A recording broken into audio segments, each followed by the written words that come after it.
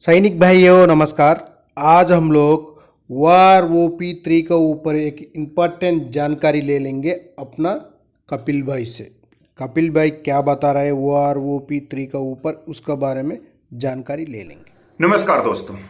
OROP 3 एक rank एक pension 3 का रिवीजन 1 जुलाई 2024 से होना है।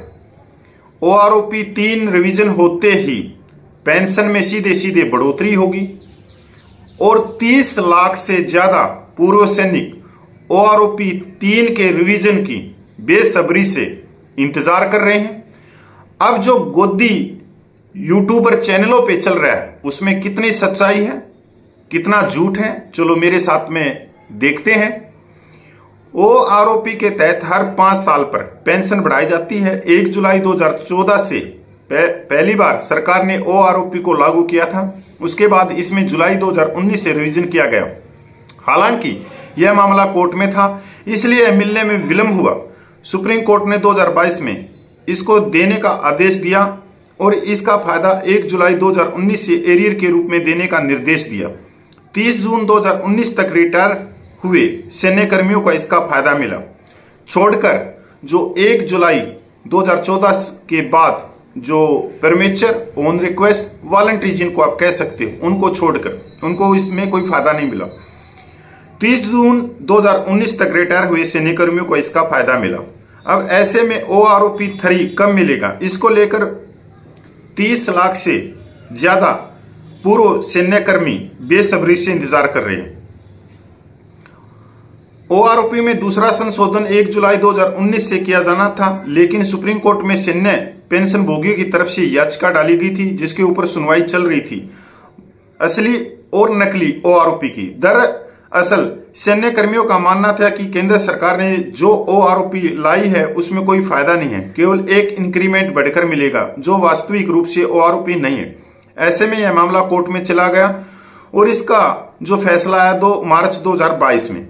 सुप्रीम कोर्ट ने अपने फैसले में कहा कि जो केंद्र सरकार OROP लाई है वह पूरी तरह से सही है, इसमें असली या नकली की कोई बात नहीं है। ऐसे में सुप्रीम कोर्ट के आदेश का पालन करते हुए सैन्य कर्मियों ने इसको स्वीकार किया। अब उनको OROP 1 और OROP 2 का फायदा मिल चुका है। अब ऐसे में OROP 3 का फायदा 1 जुलाई 2024 से मिलने का वो इंतजार कर रहे हैं।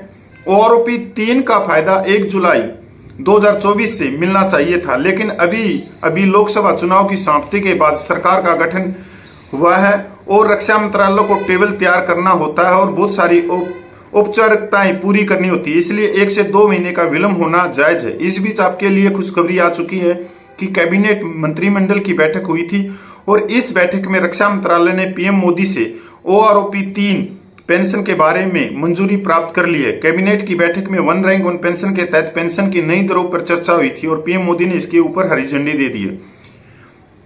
ये खबर आपको हर जगह मिल रही है कि कैबिनेट ने मंजूरी दे दी है OROP 3 की रिवीजन की। ये एक उड़ती उड़ती खबर है, क्योंकि अगर कैबिनेट ने मंजूरी दी है 3 जुलाई को तो उसकी आधिकारिक रूप से सरकार ने कहीं भी नहीं बोला, यहां तक PIB पे भी नहीं बोला, पब्लिक इंफॉर्मेशन ब्यूरो पे भी नहीं बोला, यहां तक सरकार के किसी भी मंत्री ने भी नहीं बोला, अभी तक स्वीकार नहीं किया है कि कैबिनेट ने OROP 3 की मंजूरी दे दी। तो ये जो चीजें चलती हैं ये गोदी यूट्यूबर अपनी तरफ से बनाते हैं।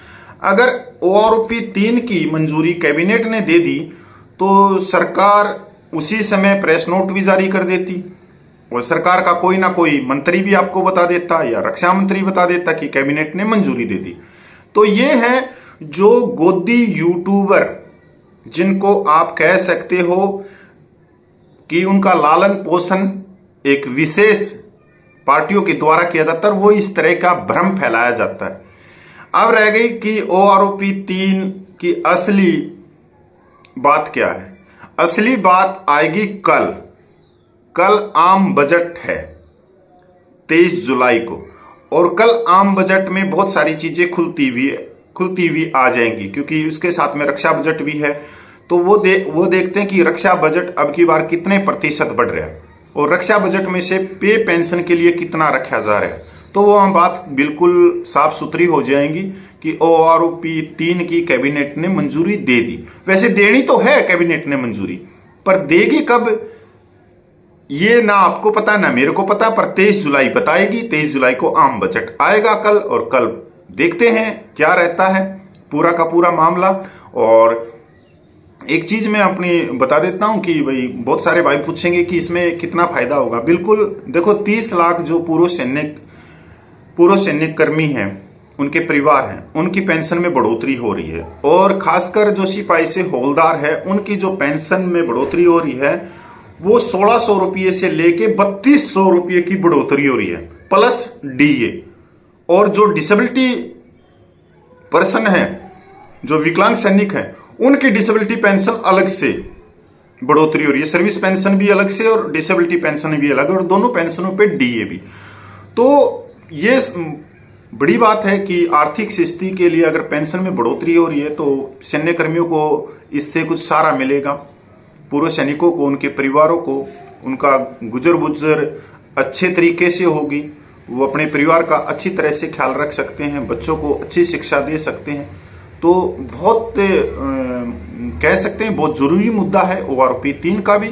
और सीधे सीधे ये 30 लाख पूर्व सैनिकों से जुड़ा हुआ है और 30 लाख पूर्व सैनिकों की आर्थिक स्थिति से जुड़ा हुआ है, सीधे पेंशन से ही है। और पेंशन जिस तरह से आप DA का इंतजार करते हो, तो ये DA से भी आगे है।